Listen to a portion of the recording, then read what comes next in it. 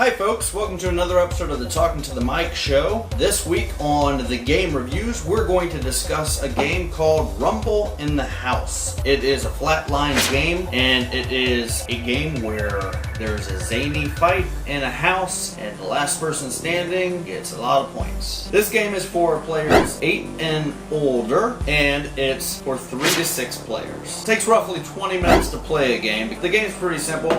You have to roam the house and eliminate other characters, and you try to be the last one in the house. These are your tokens that you have, and they're color-coded, so every player, up to 6 players, can have their own color. Each room of the house will have creatures in them, and each person that is playing the game will have 2 secret characters. Now these characters are important. They're on these little question mark tokens, and then you'll try to keep your players safe. Like if I had the Star Ninja, I'd have to keep that player safe. Don't want to get them kicked out of the house. The game is set up with these floor pieces that you connect together at the entrance points. And you can connect them this way or this way, it doesn't matter, just as long as they connect. Wherever there's a doorway to go through, that's where your characters can go through to the next room and then start a fight. So when you're setting up the game for the first time, you can decide to choose this side,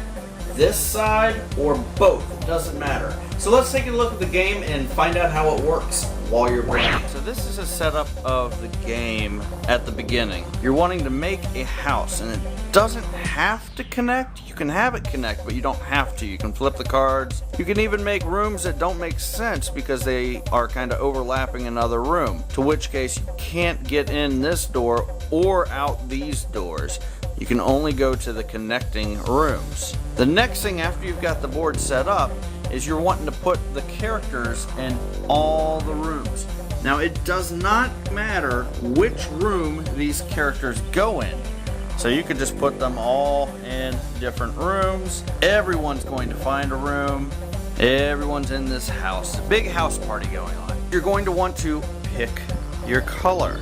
The reason that there are 2 of each color is that one of them goes with the player to identify the player, and the other one goes on the scoreboard to identify your score. Now you're shooting for 30 points. Everyone starts at 1. The start of the game would look like this, where you've got everyone stacked up together. If we're playing 4 players, and they chose these colors, this is what you would start with. Everyone would still be in the house, even if you're playing a 2-player game or a 6-person game. Then everyone would have to get some of the secret tokens. Now they're all upside down right now because they have to be shuffled and then passed to each player. Everyone gets 2. If I'm white over here and I get these 2 pieces, then I will secretly look at them and not tell anyone that those are mine, because I want these guys to stay in the house as long as possible. That'll get me more points and it'll make me win the game a lot easier. And this game begins. In the beginning, I'm just going to say that white goes. Now, I don't want to move my characters unless I have some good strategy, but every time you play, you've got 2 moves.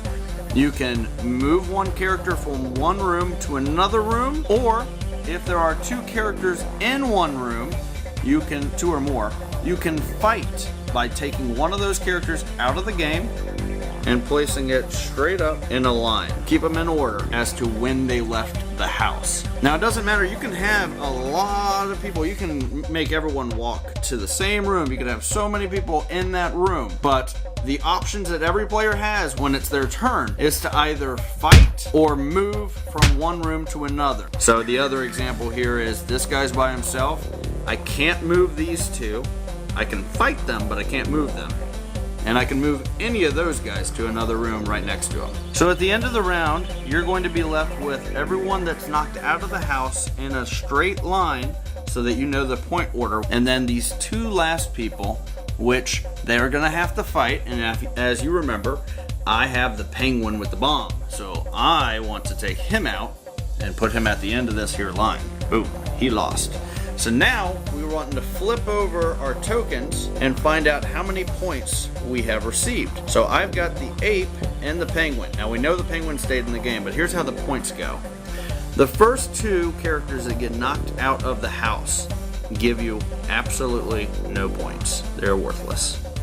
Then you get 1 point for the next one, 2 points, 3 points, until you get to the guy in the house who gets you 10 points. So it goes 1 through 10 through the rest of them. And then you calculate that down here. So if I were doing this correctly, I can only move 10 points. Boom. And then everyone else would have to move. So if at the end of that round, you had it looking something like this, then on the next round, whoever purple is would go first. And the gameplay would continue until someone makes it to 30 points. And since I'm showing you how it's done, that person's me.